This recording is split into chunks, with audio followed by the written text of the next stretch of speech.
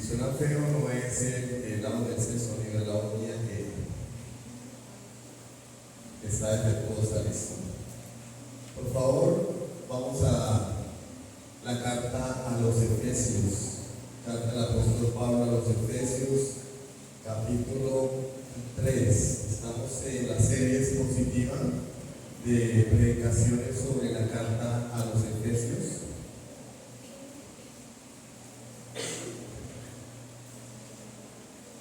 Si de pronto alguien se pregunta qué es predicación expositiva, es la predicación en la que el mensaje del sermón es el mensaje del texto. Se interpreta el texto en su contexto y se aplica a la iglesia. Eso se llama predicación expositiva. Y venimos desarrollando esta serie sobre la carta a los Efesios y nos ha traído al capítulo 3. Nos falta el 3, el 4, el 5 y el 6. Efesios capítulo 3, por favor. Y quiero que leamos los versículos 1 al 7. Efesios 3, versículos 1 al 7. Cuando lo tengan, pueden decir amén. ¿Ya lo tienen todos? Efesios 3, versículos 1 al 7. Dice la palabra de Dios. ¿Sí me oyen bien? Hemos tenido unos problemas de sonido por cuestiones de la luz y siempre se desconfigura todo. Esperamos que todos puedan escuchar claramente. Esa es la intención de este trabajo, que la palabra de Dios sea predicada y entiendan, puedan ustedes entenderla. Efesios 3, del 1 al 7. Por esta causa yo, Pablo, prisionero de Cristo Jesús, por vosotros los gentiles, si es que habéis oído de la administración de la gracia de Dios que me fue dada para con vosotros, que por revelación me fue declarado el misterio, como antes lo he escrito brevemente, leyendo lo cual podéis entender cuál sea el conocimiento en el misterio de Cristo, misterio que en otras generaciones no se dio a conocer a los hijos de los hombres, como ahora revelado a sus santos apóstoles y profetas por el Espíritu, que los gentiles son coherederos y miembros del mismo cuerpo y copartícipes de la promesa en Cristo Jesús por medio del Evangelio, del cual yo fui hecho ministro por el don de la gracia de Dios que me ha sido dado según la operación de su poder. Amén. Vamos a orar. Padre Celestial, te doy gracias en esta mañana de domingo porque es una oportunidad nueva para rendirte adoración, una oportunidad nueva para tener comunión con nuestros hermanos, una oportunidad nueva para ser alimentados por tu consejo, tu palabra.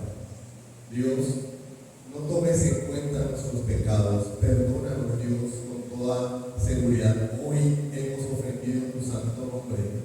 Seas tú, oh Dios, fortaleciéndonos, restaurándonos y a través del mensaje de hoy mostrándonos la gloria de Jesucristo en el Evangelio.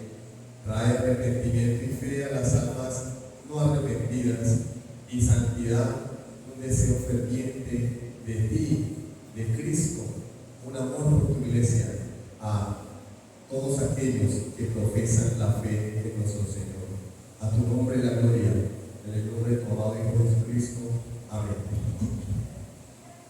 Alce la mano los chismosos. Nadie la sabe. Dice así. ¿Alguna vez han tenido un secreto muy grande? Un secreto importante. Como decía alguien, aquí. Lo digo aquí, es que tengo que sacarlo. ¿Alguna vez ha ocurrido? O sea, que no duerme porque necesitan contarlo, pero es un secreto. Alguien les confió ese secreto y les dice: yo le digo cuándo lo voy a contar. Téngame ahí el secretito. ¿Les ha ocurrido? Yo creo que a todos nos ha pasado en alguna ocasión, ¿no?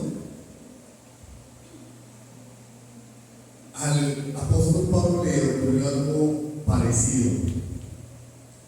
Pero cuando él está hablando de este tema, no está en un palacio, no está sentado en un auditorio, no está en la casa descansando, está en una cárcel, está preso por guardar ese secreto, por tener ese secreto. Eso le costó al apóstol Pablo en una prisión romana. Pero lo que nosotros vemos acá, él no está preocupado por estar preso. La preocupación de él es que, o lo que a él le inquieta, es que ese secreto por fin puede salir a la luz. Ese secreto ya puede ser proclamado. Eso es lo que a él le está robando la atención. Él no se pregunta cuándo saldré de aquí, de esta cárcel. Pero dice, estoy gozoso porque el secreto ya se puede contar. El secreto que durante siglos estuvo oculto. ¿Y cuál es ese secreto? Según lo que hemos leído. Bueno, la semana pasada hablamos de qué. Porque hemos venido hablando en las últimas ocasiones. La unión de judíos y gentiles. Judíos y gentiles unidos en un mismo pueblo. Se derribaron las barreras, se derribó la pared que nos separaba. Ya no hay distinción. Ahora todos somos ¿qué? Piedras vivas del edificio que Dios está construyendo. Y ese es el misterio. Ahora Pablo nos va a hablar, va a continuar con el mismo tema, pero nos va a decir cómo fue llevado a cabo eso. En el capítulo 2 nos habla de un edificio, ahora nos va a contar cómo se construyó ese edificio, cómo se llevó a cabo la ejecución del plano de Dios, que era un misterio. Sabemos que era un edificio, pero ¿cómo se hizo ese edificio? ¿Cómo es posible que personas de diferentes orígenes, culturas, pueblos puedan formar parte de una misma familia?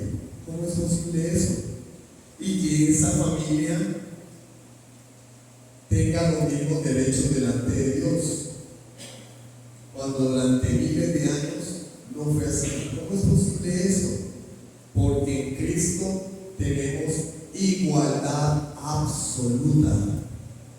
En Cristo todos somos iguales.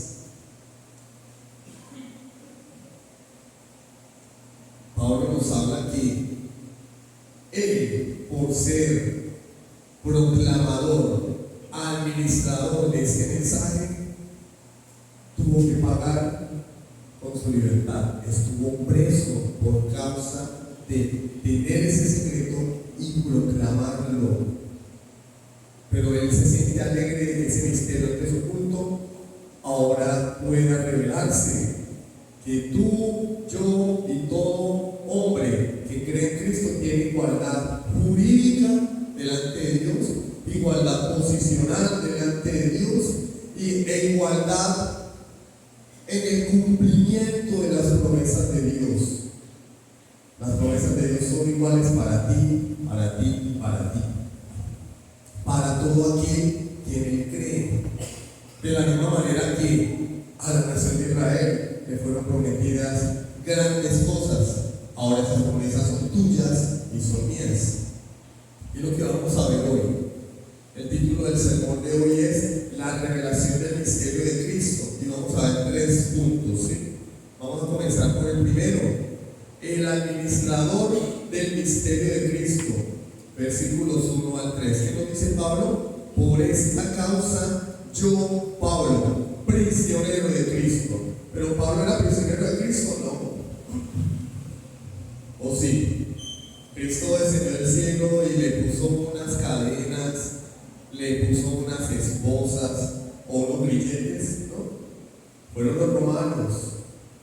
Pablo estaba preso en una cárcel romana, pero Pablo no se identifica como preso de Roma, se identifica como preso de Cristo, prisionero de Cristo, porque él entendía que su privación de la libertad estaba relacionada directamente con el mensaje que él estaba proclamando. Prisionero de Cristo Jesús, por vosotros los gentiles. Porque Pablo estaba preso por causa de Cristo, por los gentiles, por los no judíos. En este caso, hoy por ti y por mí. Pablo fue a la cárcel por ti y por mí, por la causa de Cristo. Él entendía, como hablábamos hoy, el tema de la providencia, al igual que José. Él le dice: ustedes me vendieron, pero el que me envió adelante fue Dios. Sí, los romanos me metieron preso, pero yo estoy aquí por causa del mensaje de Jesucristo para salvación a todos los pueblos. Él entendía. ¿Cuál es el mensaje que le costó a Pablo su libertad? El mensaje de inclusión. Un mensaje al cual él era fiel por amor a nosotros los gentiles. ¿Y cuál era el contenido del mensaje de Pablo que le costó tanto? Le costó su libertad y posteriormente le costó la vida. ¿Cuál era el contenido del mensaje? Entre más dinero traigas a la iglesia, Dios te va a hacer más rico. Ese era el mensaje de Pablo. Descubre el campeón que hay en ti. Ese era el mensaje de Pablo. Dios te necesita y Él va a hacer grandes cosas contigo. Ese era el mensaje de Pablo. No. El mensaje de Pablo era el evangelio de salvación para todo aquel que se arrepiente. Romanos capítulo 1, versículo 16 dice: porque no me avergüenzo del evangelio, porque es poder de Dios para prosperidad, para salvación a todo aquel que cree, al judío primeramente, porque eran los herederos de las promesas de Abraham, pero también al griego, al gentil. Ese era el mensaje de Pablo que tanto molestó a la gente de su tiempo. Ese era el mensaje de Pablo que le generó a tantos enemigos. Y los primeros enemigos de Pablo, ¿quiénes fueron? ¿Los romanos? No, los mismos judíos. Porque estos hombres eran tan supremacistas que no entendían cómo un gentil podía ser parte del pueblo de Dios. Y en Hechos capítulo 19 vemos el alboroto en Éfeso. Cuando Pablo llega a predicar allá a la ciudad de Éfeso, la gente se levanta contra él. Quisieron hacerle mal a Pablo porque sencillamente los judíos que estaban allí, porque Pablo estaba predicando que ya no hay dos pueblos, que ahora hay un solo pueblo formado por todo aquel que cree en Cristo. Ya no hay distinción. Bueno, posteriormente Pablo termina preso en Roma por ello, por el mensaje del evangelio a todo el mundo. Además nos dice el apóstol Pablo, versículo 2: si es que habéis oído la administración de la gracia de Dios, que me fue dada para con vosotros. ¿Qué era Pablo? Un administrador. Dios le entregó a Pablo un mensaje y su deber era que administrarlo para beneficio de los demás. Da ese mensaje a los demás. Versículo 3: que por revelación me fue declarado el misterio, como antes lo he escrito brevemente. Miren, hermanos, el mensaje de Dios no es invención humana. El mensaje de Dios no es algo que uno se acostó a dormir y en la noche se comió un calentado de frijoles y tuvo un sueño y al día siguiente predicó sobre eso. No, el mensaje de Dios es una revelación de Dios. Ha sido revelado en las Escrituras, hermanos. Si alguien viene a ti y te dice: el Señor me está diciendo en este momento, no lo oigas, porque el mensaje de Dios ya fue revelado. A Pablo el mensaje de salvación no se le ocurrió un día jugando, no se le ocurrió un día contemplando las estrellas. No, Pablo recibió ese mensaje por revelación divina, porque él era apóstol de Jesucristo. Y para nosotros la revelación ya fue completada, hermanos. No hay una revelación aparte de este libro. Y cuando Pablo dice: yo recibí ese mensaje por revelación, está afirmando su autoridad apostólica. Porque si hoy hay revelación de la palabra de Dios, quiere decir que en este lugar hay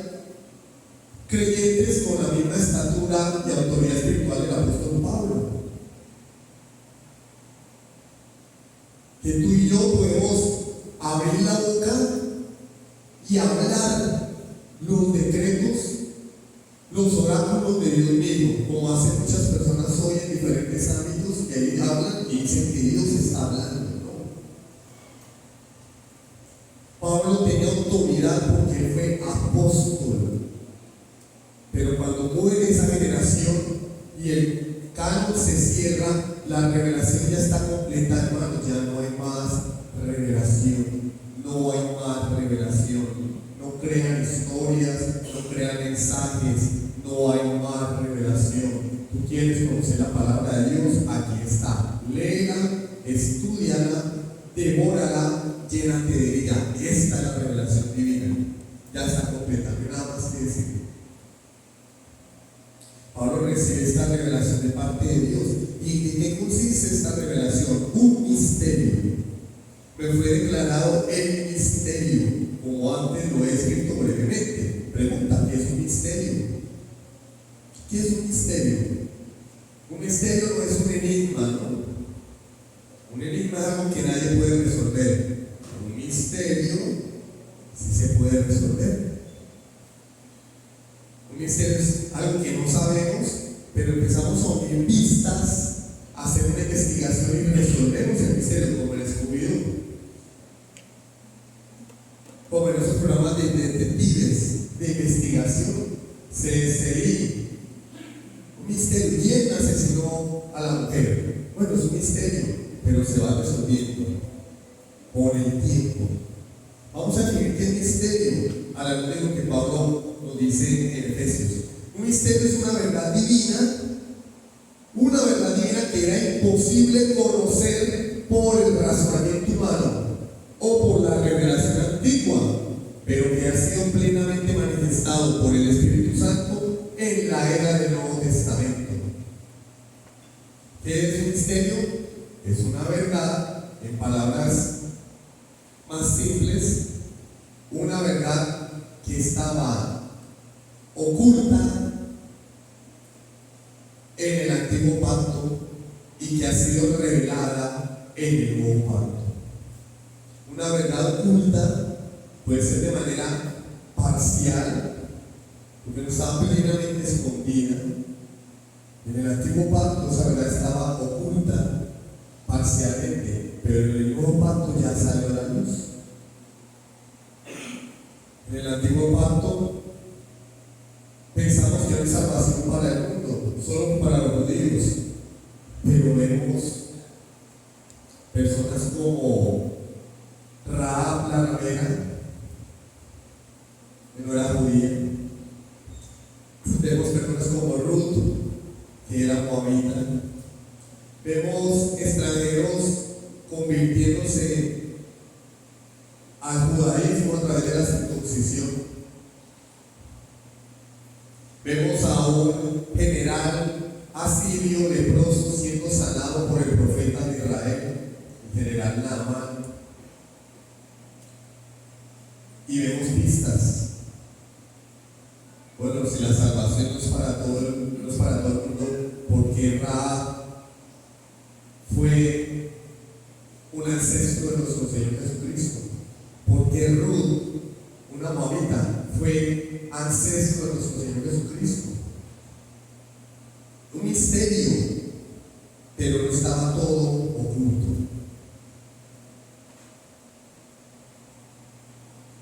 ¿Y qué podemos tomar nosotros para nuestra vida de esto? Bueno, Pablo se llama a sí mismo prisionero de Cristo por causa de la revelación del misterio. Este misterio cuando se reveló en la primera venida de Cristo. Jesucristo mismo una vez tratando con una mujer sirofenicia le dice: no es lícito dar el pan de los hijos a los perritos. Ella le dice: sí, pero los perritos comen de las migajas que caen en la mesa. Y el Señor sana a la hija de esta mujer como un anticipo de su trato para con el mundo gentil. El endemoniado gadareno de un conjunto de ciudades llamadas Decápolis no era judío y el Señor le libera, tratando con los gentiles revelación de ese misterio. En su primera venida, en su encarnación, Él es el mensajero y Él es el mensaje. Y es el mensaje que Pablo ha recibido y que tiene que predicar. De manera que nuestra fe no está basada en un mito, en una historia. Nuestra fe se basa en la persona histórica de Jesucristo, porque Él es el que abre el misterio. Él es el cumplimiento del misterio oculto en el antiguo pacto. Él vino a buscar y a salvar lo que se había perdido. Y la pregunta para ti, para mí es: al igual que Pablo, ¿tú estás dispuesto a pagar el precio por predicar el mensaje de Jesucristo? ¿Estás dispuesto a pagar el precio? A que tus amigos no te hablen.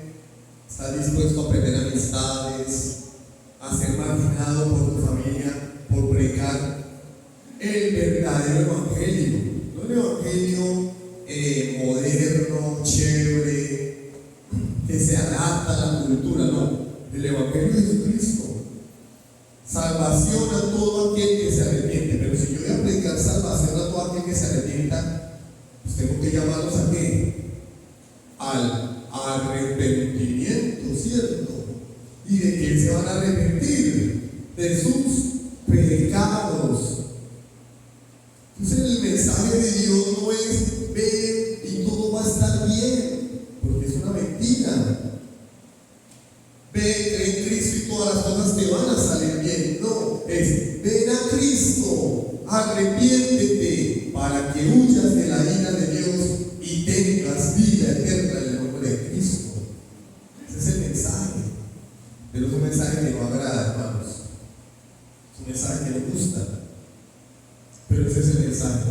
Todo aquel que en él cree no se pierde, tiene vida eterna. Otra cosa que podemos extraer de acá es que lo que tú y yo sabemos de Dios no lo sabemos porque tengamos un alto coeficiente intelectual. Aquí hay muchas personas inteligentes, afuera hay muchas personas inteligentes, pero entre las personas inteligentes hay ateos, hay creyentes falsos. Tú estás aquí entendiendo el evangelio por revelación de Dios. No es porque seas un genio, es porque Dios te lo ha revelado. Siéntete honrado por Dios. Y nuestra respuesta es humildad, no orgullo intelectual. Ante la proclamación de la palabra de Dios, la respuesta del creyente debe ser humildad, no orgullo intelectual. Entender el evangelio debería llenarnos de humildad, no de orgullo. ¿Cuál es ese mensaje tan importante que llevó a Pablo a la cárcel? ¿Cuál es el misterio? Ya mencionamos algunas cositas, pero vamos a profundizar más. ¿Cuál es el misterio? Segundo punto, el misterio de Cristo revelado, versículos 4 y 5. Leyendo lo cual podéis entender cuál sea mi conocimiento en el misterio de Cristo. Misterio que en otra generación hemos ido a conocer a los hijos de los hombres, como ahora es revelado a sus santos apóstoles y profetas por el Espíritu. Entonces Pablo está haciendo aquí un contraste de épocas. Otras generaciones en el pasado, en el antiguo pacto, dicen: ahora, como ahora es revelado a sus santos apóstoles y profetas. En otras generaciones no se reveló como ahora. En otras generaciones no se reveló como ahora. Pero se reveló. Se reveló. Cuando Dios le decía a la nación de Israel: lo que caiga a tierra, no lo recojan, es para el extranjero, el huérfano y la viuda.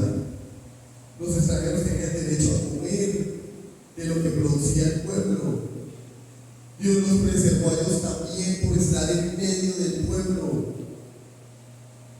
Los judíos no entendieron esto. Los judíos veían a un extranjero como... Los fariseos tenían una frase, decían: doy gracias a Dios porque aún así, gentil, perro o mujer. Eso era lo que decían los fariseos. Yo doy gracias a Dios porque no nací gentil, ni perro, ni mujer. O sea, ese era el estatus en el que ellos se tenían a sí mismos. Entonces tenían un alto concepto. Para ellos un gentil era como un perro, y en el mismo nivel ponían a una mujer. Y el Señor nos enseña desde tiempos antiguos que no era así. Que si bien el trato con la nación de Israel, en primer lugar, el propósito era que a través de la nación de Israel todo el mundo conociera al Dios de Israel, todo el mundo conociera la gloria de Dios en Israel. Pero ellos se cerraron y no cumplieron el propósito. Sin embargo, lo que nosotros vemos en la primera venida de Cristo no es un cambio de opinión. A nosotros se nos enseñó, yo recuerdo la iglesia de donde yo vengo, de pequeño, que Dios tenía dos planes. El plan A, Israel, salvación por obras. Pero como vino Jesús y lo mataron, pues a él le tocó salvar a los gentiles por la fe. Ustedes han escuchado eso, yo lo escuché mucho tiempo. En el antiguo pacto la salvación era por guardar la ley, y solamente los judíos. Pero como vino Cristo, los judíos no le creyeron y lo mataron. Entonces a Dios le tocó plan B, los gentiles, hasta que el reloj de Dios vuelva a andar. Esto es una recocha. Dios no cambia de planes, hermanos. Dios tiene un único plan. Él no ha cambiado de opinión. ¿Cuál es el problema? Perdón. El problema somos tú y yo. Él no tiene problema. Ha tenido un solo plan. El problema somos tú y yo. El problema es que Él no contó el plan del antiguo pacto. Nos dio pistas, pero no nos reveló el plan. Y cuando viene Cristo, Él dice: ahora sí le voy a mostrar el plan completo. Ahora sí le voy a mostrar el plan. Porque ya vino el cumplimiento de todas las promesas de Dios en Cristo Jesús. Por eso Él dice: ahora, misterio que una generación no se dio a conocer a los hijos de los hombres, como ahora es revelado a sus santos apóstoles y profetas. Dios se lo reveló a sus santos apóstoles y profetas. Siempre tuvo un plan, pero Él decidió cuándo y cómo revelarlo, porque Él es el dueño de la revelación. Él decidió revelarlo en la primera venida de Cristo, no antes. Pero el plan siempre fue el mismo, hermanos. Es lo que dice Lucas 24, 44 a 48. Ahora los discípulos de Jesús necesitaron luz. Habían estado con Él, durmieron con Él, comieron con Él, en cierta manera sufrieron con Él. Y cuando Cristo muere y resucita, sucede lo siguiente que Lucas nos comenta en su evangelio. Lucas 24, 44, 48. Y les dijo: estas son las palabras que os hablé, estando aún con vosotros, que era necesario que se cumpliese todo lo que está escrito en mí, en la ley de Moisés, en los profetas y en los salmos. Porque está escrito en quién? De Él. Algunas personas creen que el Antiguo Testamento trata de Israel. Ustedes están pendientes de la noticia: no, Israel, y los aviones, ¿sí? Porque todo tiene que ver, hermanos. Jesús nos está diciendo acá de una manera muy clara: todo lo que está escrito en mí, en la ley de Moisés, en los profetas y en los salmos. Esta triple clasificación se utilizaba para hablar de todo el antiguo pacto. Jesús está diciendo, hermanos, el antiguo pacto habla de mí. Israel como nación solamente era un medio para un fin. Israel solamente era el pueblo que Dios eligió para ese pueblo traer al Salvador del mundo. El fin era el Salvador. Y ahora ese Salvador extiende la invitación a todo pueblo, tribu y lengua, judíos y gentiles en un mismo pueblo. Los antiguos no lo entendieron. Y los discípulos en ese momento tampoco. Y leamos. Entonces, ellos entendieron porque eran muy inteligentes. Eso dice el texto. Eran una lumbrera. Como eran una lumbrera, entendieron. Eso dice. No, Él tuvo que abrirles el entendimiento para para que comprendiesen las escrituras. No entendían nada. Porque hay personas que no entienden la palabra de Dios, porque su entendimiento está cerrado. Cuando una persona entiende la palabra de Dios, es porque Dios le ha abierto el entendimiento. ¿Entiendes el Evangelio? Sí. Dios te ha abierto el entendimiento. Pastor, yo no entiendo nada. Ruégale a Dios, porque tu entendimiento está bloqueado, está cerrado. Él les abrió el entendimiento para que comprendiesen las escrituras, y le dijo: así está escrito, y así fue necesario que Cristo padeciese y resucitase de los muertos al tercer día, y que se predicase en su nombre el arrepentimiento y el perdón de pecados. ¿Dónde? En todas las naciones, comenzando desde Jerusalén. ¿Sí? Israel tiene que ser el foco desde donde se va a extender el reino de Dios. Pero ellos eran exclusivistas, se quedaron con la luz. Dice: no, deben predicarse en mi nombre arrepentimiento y perdón a todas las naciones, comenzando desde aquí. Y vosotros sois testigos de esas cosas. Cuando van camino a Maús, el Señor los regaña. Capítulo 24, versículo 25. Entonces le dijo: oh, ¿cómo le dice? Insensatos y tardos de corazón para creer todo lo que los profetas han dicho. Y hoy en día la gente lee el Antiguo Testamento y piensa que es Israel. No, Jesús les dice: los hermanos, discípulos, todo lo que los profetas han dicho hablan de mí. Tardos, insensatos de corazón. Lo que más dice, no lo dejó así. Él no lo dejó así. No era necesario que Cristo padeciera estas cosas y que entrara en su gloria.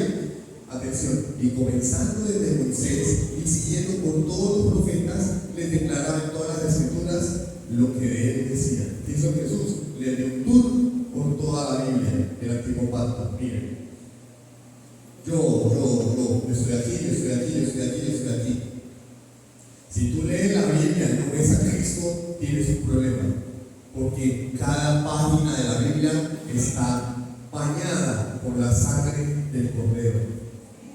Cada página de la Biblia habla de Cristo. Cuando tú lees la Biblia, lo único que ves es la Tercera Guerra Mundial, el conflicto israelí-Irán, y todo eso, tú tienes un problema, porque según la Biblia, según el Evangelio de Lucas, cada página habla de Jesucristo. Y él le abrió el entendimiento a sus discípulos para que pudieran ver ese misterio que estaba oculto. Entonces, para resumirlo, en el Antiguo Testamento el misterio era una semilla bajo tierra. ¿Qué hace uno cuando siembra una semillita? ¿Cómo queda la semillita? Tapada, ¿cierto? Porque si uno no la tapa, pues no va a germinar. Si uno la tira por ahí encimita, hay unos que, como se dice coloquialmente, prende. No le prendió. Pero uno lo que tiene que hacer es abrir un huequito, meter la semilla y la tapa. Si no la veo, quiere decir que no está. Ahí está, no la metí, no se ve, pero ahí está. Eso fue el Antiguo Pacto. La semilla no se veía, no había sido revelado, pero ahí estaba la semilla. Y en el Nuevo Pacto, la planta florece. Y ahora vemos la planta. Ahora vemos el germinar de la semilla y el fruto de la semilla. Pero la semilla siempre estuvo ahí. Salvación de Dios para todas las naciones en Cristo. Pero en el Antiguo Pacto era la semillita, no había germinado. Hoy es una realidad para todos, hermanos. De manera que la cruz de Cristo es el puente que une los creyentes del Antiguo Pacto, en su mayoría judíos, y los creyentes del Nuevo Pacto, en su mayoría gentiles, pero ahora todos unidos bajo la cruz de Cristo. Ese era el misterio oculto. ¿Qué aplica para nosotros esto, hermanos? Pues que tú y yo hacemos parte de ese misterio, porque ese misterio es la unión de todos los pueblos bajo la cruz, la iglesia de Cristo es el misterio. Tú eres parte de ese misterio oculto desde antes de la fundación del mundo, revelado en Cristo Jesús. ¿Cómo el Espíritu Santo puede morar en personas de diferente nacionalidad, en una diversidad de culturas? ¿Cómo puede Dios morar en nuestros corazones? Somos el misterio de Dios, hermanos, pero tenemos también una tarea, como dijo el apóstol Pablo: administrar la gracia que nos ha sido dada. La iglesia en cada siglo, a lo largo de todos los tiempos, tiene que seguir siendo el cuerpo de Cristo, embajadores del reino de los cielos, hermanos, dispuestos incluso a sufrir cárcel como Pablo, o incluso la muerte. Tú y yo somos el cuerpo de Cristo. Eso quiere decir que representamos a Cristo acá en la tierra y tenemos que administrar la gracia que nos ha sido encomendada, el evangelio de salvación. Repito, tú predicas el evangelio de salvación, hermano, a tu familia, a tus hijos, a tus conocidos. Lo haces con tu testimonio. Debemos valorar el tiempo en el que vivimos, hermanos, porque hoy tenemos una claridad que no tenían los profetas del antiguo pacto. Ellos no habían visto esto, hermanos. Nos fue revelado a nosotros. Tenemos 66 libros y la revelación completa. Por eso el Señor le dijo a su pueblo: muchos desearon ver lo que vosotros veis y oís, y nunca lo vieron ni lo oyeron. Dice por el Señor Jesucristo también: el más pequeño en el reino de Dios es más grande que Juan el Bautista. Juan el Bautista murió sin ver lo que tú y yo hemos visto, sin oír lo que tú y yo hemos oído, sin leer lo que tenemos acá en las manos. Y la iglesia hoy hace oídos sordos a la palabra de Dios. No lee la palabra de Dios, no se alimenta la palabra de Dios para conocer la voluntad de Dios revelada. Somos afortunados, hermanos. Debemos valorar la revelación de Dios como un tesoro. Ahora Pablo, a continuación, va a abrir la caja del misterio y nos va a mostrar el contenido exacto de ese misterio. Ya vimos que él era el administrador del misterio. Ya vimos cuál es ese misterio. Ahora vamos a ver el contenido de ese misterio. Versículo 6, Efesios capítulo 3, versículo 6. ¿Cuál es ese misterio, hermanos, que Dios les reveló en Cristo a sus santos apóstoles y profetas? Que los gentiles son coherederos, 1, miembros del mismo cuerpo, 2, y copartícipes de la promesa en Cristo Jesús por medio del evangelio. En el idioma original tienen estas tres palabras que tienen el mismo prefijo: co. En nuestro español es co, igual, igual. ¿Qué dice el apóstol Pablo? Bueno, en aquella época era imposible pensar que los gentiles se convirtieran al evangelio. Por eso la gente estaba atónita cuando en Hechos capítulo 2 desciende el Espíritu Santo en Pentecostés. Estaban sorprendidos. ¿Qué pasó acá? ¡Bum! Un estruendo, lenguas de fuego descendiendo sobre los discípulos del Señor, y después comienzan a hablar. A la baja y la baja y la banca y la boca de la bazooka. ¿Eso es lo que leí? ¿Hablaban? No. La Biblia dice idiomas. Yo no sé en la iglesia moderna o los creyentes de Dios no leen bien, y cuando la Biblia dice idiomas, lenguas, piensan en balbuceo. Idiomas. De hecho, otros dicen que venían judíos de todas las partes del mundo y decían: oye, pero yo te escucho hablar en el idioma de donde vengo. Y la iglesia no entiende. La iglesia hoy dice: la lengua son pero la Biblia es clara. La palabra allí, la palabra glosa, que significa idioma.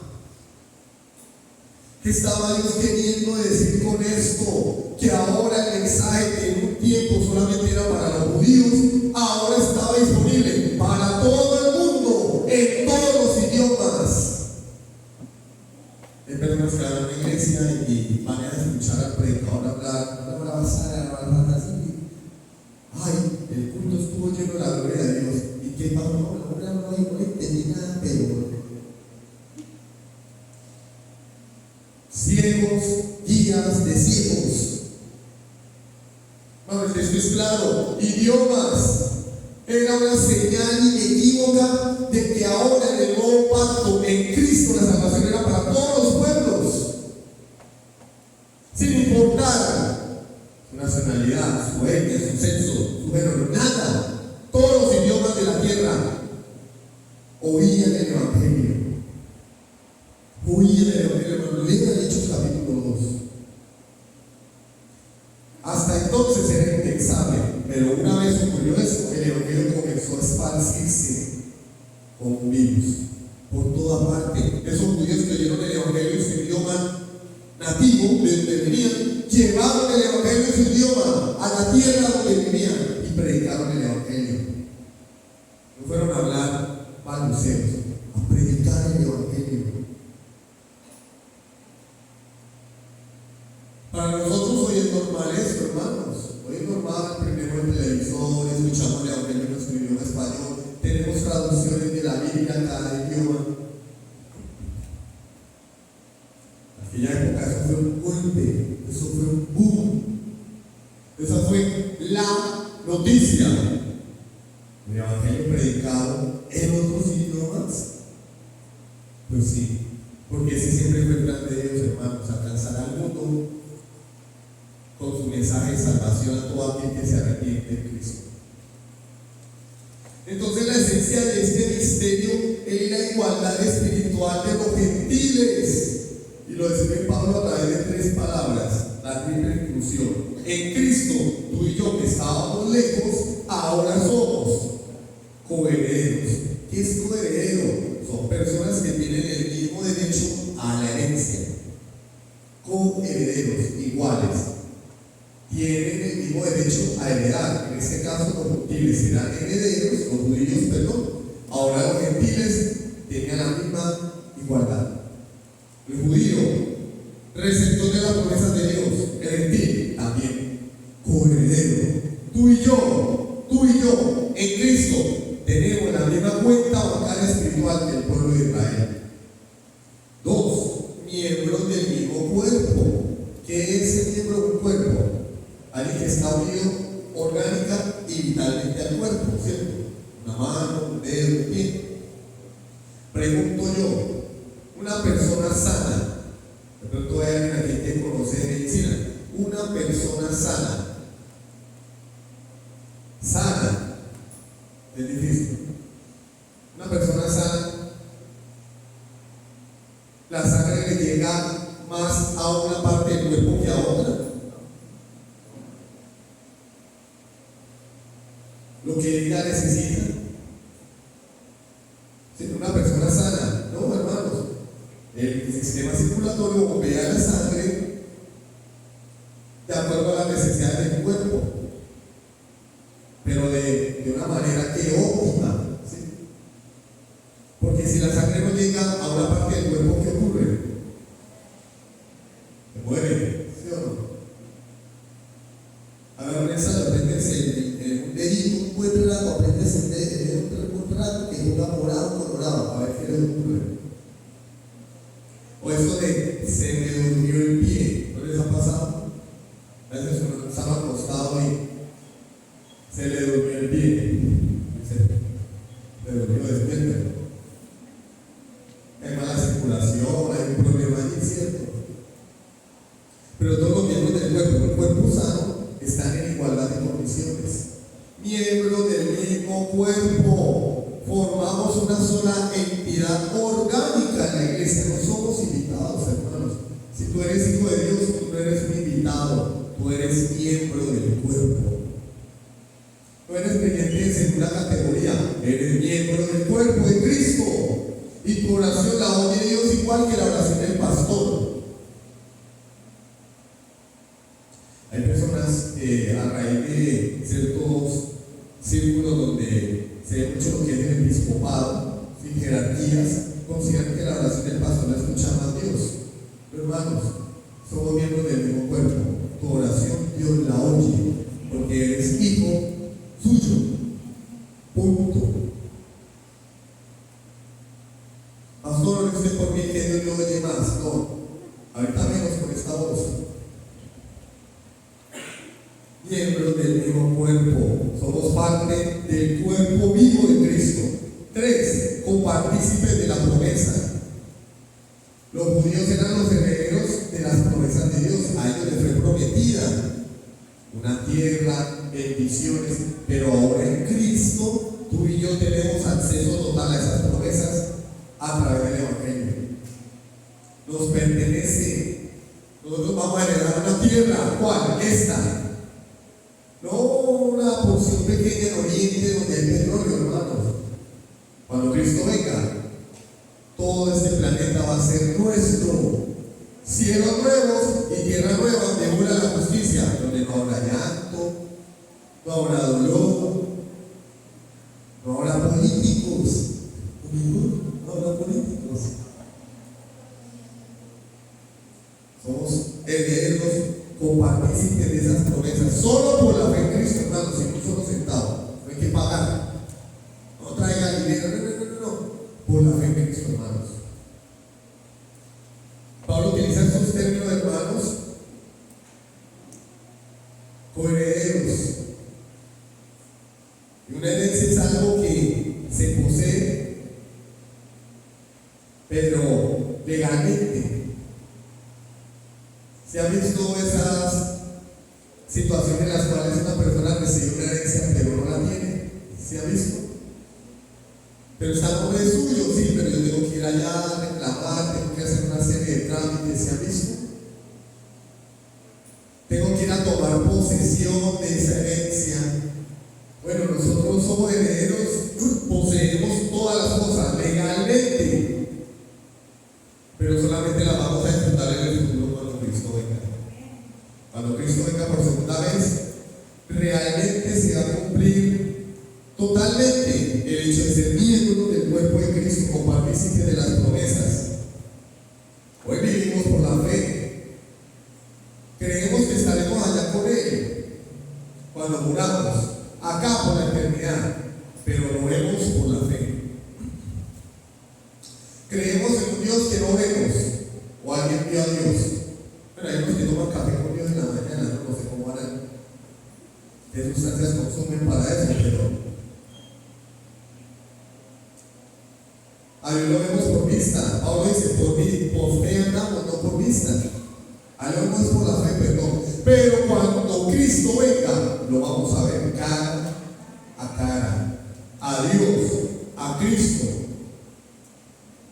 La herencia que nos tiene preparadas, hermanos. Nosotros, como dice Jodorowsky,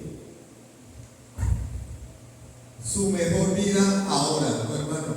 Nuestra mejor vida está por venir. Lo mejor está por venir. Está sufriendo, hermano, lo mejor está por venir. Hermano, si esta vida fuera lo mejor, nadie querría morirse. ¿Por qué nos enfermamos? Para que nos demos cuenta que esta vida es dolorosa, es incómoda. Para que nos demos cuenta que esta vida no lo es todo, hermanos. Para que no nos aferremos a esta vida. Hay personas que viven aferradas a esta vida. Con todo lo mala que es esta vida, y se aferran a esta vida. Y se aferran a las cosas de este mundo. Imagínense que no nos debiera una mujer. Estaremos como garrapaticas aferradas a esta vida. Yo sería aflicciones para que nos demos cuenta que esta vida no es todo, hermanos. Cuando Cristo venga, nos daremos cuenta que en el reino eterno no hay divisiones ni barreras. No habrá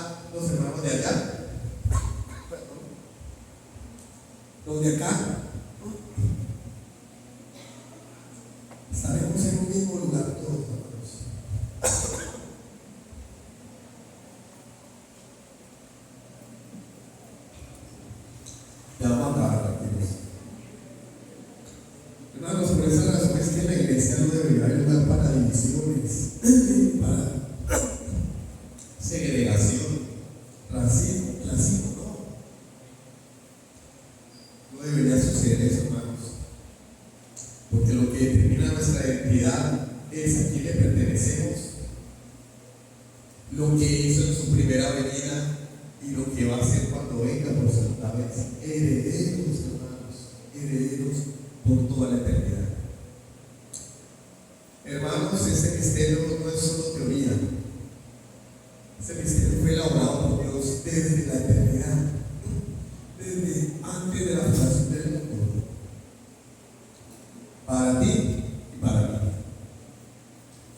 Dios ya derribó las paredes que nos separaban, derribó los muros que nos alienaban unos de los otros, hermanos, porque seguimos poniendo paredes entre nosotros. Porque seguimos levantando muros, porque seguimos poniendo tropiezos entre nosotros, cuando lo que Dios hizo fue venir a unir lo que el pecado había separado.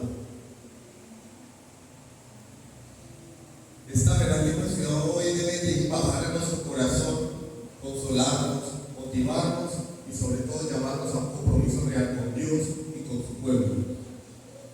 Conclusión: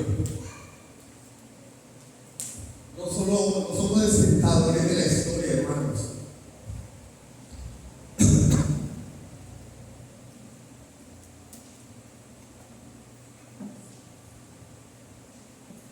Nosotros no somos espectadores en una plaza de toros, en un estadio. Somos los protagonistas. Estamos en el campo de juego, protagonistas del plan eterno de Dios. Pablo está en una celda, hermanos, y él lo dijo: pobre de mí, soy un preso. No dijo: yo soy administrador de la gracia de Dios. Yo soy administrador del misterio de Cristo revelado a los gentiles y a todo el mundo. Es un honor, hermanos, es un honor tener esto aquí en nuestras manos.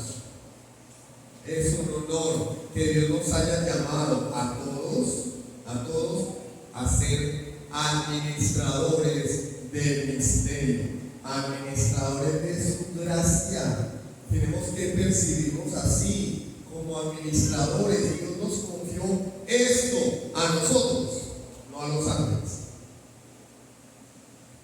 ¿Ustedes saben que los ángeles no predican el evangelio? Porque Dios no les confió el evangelio a ellos, nos lo confió a nosotros. Es un honor, hermanos, que al salir de aquí todos caminemos con la frente en alto, no por orgullo, sino por la dignidad de saber que llevamos en nuestras manos un mensaje que el mundo necesita escuchar. Si alguno de ustedes encontrara la cura contra el cáncer, la guardaría, la escondería, la ocultaría, o saldría corriendo a entregarla, iría al hospital más cercano, al pabellón de oncología, y le diría al director: doctor, he encontrado la cura contra el cáncer, todo el mundo necesita conocerla, me ha sido entregada, tengo el honor de ser el receptor de esa cura. Tenemos una cura que no es para el cáncer, es para la condenación eterna de la muerte espiritual, hermanos. Es un honor, fuiste llamado para ese tiempo, hermano. El misterio de Dios es la unidad en Cristo. Por lo tanto, no podemos decir que amamos a Cristo si aún hay barreras entre nosotros. No es fácil, pero tenemos que ir derribando esas barreras que hemos levantado nosotros mismos. Nosotros mismos nos hacemos películas y videos y ponemos barreras entre nuestros hermanos y nosotros. Tenemos que derribarlas. El compromiso hoy es derribar los muros de prejuicio, la falta de perdón y la indiferencia. ¿Ustedes saben qué? Personas que dicen: oh, pues yo no lo quiero, pero tampoco lo odio. Eso es indiferencia. La indiferencia es pecado, porque Dios nos llama a amar. El Señor le dice a la iglesia: ojalá tú eres frío o caliente, pero por cuanto eres tibio te vomitaré de mi boca. Y usted, como la lleva con el hermano, ¿cuál? Sí, el hermano morenito, el flaquito. ¿Ah? ¿Cómo me llama?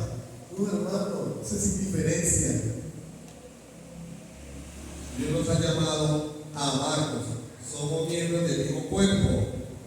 Lo que te duele a ti, ¿a quién tiene que dolerle? A ti. A mí me duele. Debería lo que te duele a ti, debería dolerme a mí. Lo que me duele a ti, pues debería dolerte a ti. Aunque no les deseo que les duele con la garganta, pero debemos compartir las cargas. El Nuevo Testamento está lleno de mandamientos: orar los unos por los otros, llevar los unos las cargas de nosotros, gozados con los que se gozan, llorar con los que lloran, soportados los unos a los otros. Que somos miembros de un cuerpo, hermano. Cuando duele el dedo chiquito, ¿qué pasa? Una uña encarnada. ¿Quién no tenía una uña encarnada? Duele, ¿cierto? ¿Qué hace uno? Pues de malas. Mira cómo le resuelve usted meñique. No va a la mujer, ¿no? O a la manicurista. Hay una para eso, la parafina de la vela se la echa ahí caliente. Pero se duele todo el cuerpo se duele. Y la verdad es que cada hermano de la iglesia sea tan importante para nosotros que su situación no nos sea diferente. Si es una situación lamentable, nos duela, y si es algo digno de gozo, nos alegremos por él. Esa es la meta, hermanos. Te invito a que hoy renueves tu compromiso con Dios a través del servicio a tu hermano. Que el mundo vea nuestra unidad, que el misterio de la gracia es real y que Cristo realmente nos ha transformado. En esto conocerán todos que sois mis discípulos, en que os améis los unos a los otros. Amén. Vamos a orar. Padre Celestial, te damos gracias por tu palabra, porque hoy nuestros ojos han visto las maravillas de tu plan eterno, ese misterio oculto desde los siglos pasados a muchas generaciones, pero que hoy se ha revelado en Cristo Jesús y lo tenemos en nuestras manos. Salvación a todo aquel que cree en Cristo. Has derribado los muros que nos separaban. Has derribado, Padre Celestial, la pared intermedia de separación. Gracias, amado Rey, por habernos hecho administradores de ese misterio. Padre, vivimos en un mundo caído, lleno de discriminación, lleno de segregación, lleno de grupos, y hay personas que se sienten excluidas, como que su vida no tiene sentido, como que su vida no tiene valor. Señor, yo te pido en el nombre de Cristo que a nuestros hermanos que sienten que han sido desatendidos, marginados, hechos a un lado, les muestres a través de tu palabra que son herederos, que son partícipes de las promesas, que son miembros del cuerpo. Que tu Espíritu Santo les haga sentir, Padre Celestial, que son herederos de una gloria que no tiene fin. Padre, ayúdanos ahora que salgamos de aquí a ser administradores fieles de la gracia que nos has encomendado. Padre, muévenos a comprometernos contigo y con tu iglesia en el servicio mutuo, en el servicio de la expansión de este misterio, llevando la luz donde quiera que vayamos. Amado Rey, si hay alguien aquí que no se ha arrepentido, te suplico que le des arrepentimiento y fe para salvación. Y a tu pueblo, ayúdanos, Dios, a caminar cada día por la fe, teniendo la mirada puesta en esa grandiosa herencia que nos espera. A tu nombre la gloria, oh Dios. En el nombre de tu amado Hijo Jesucristo oramos. Amén. Dios me lo bendiga, mis hermanos. Damos por terminado este servicio.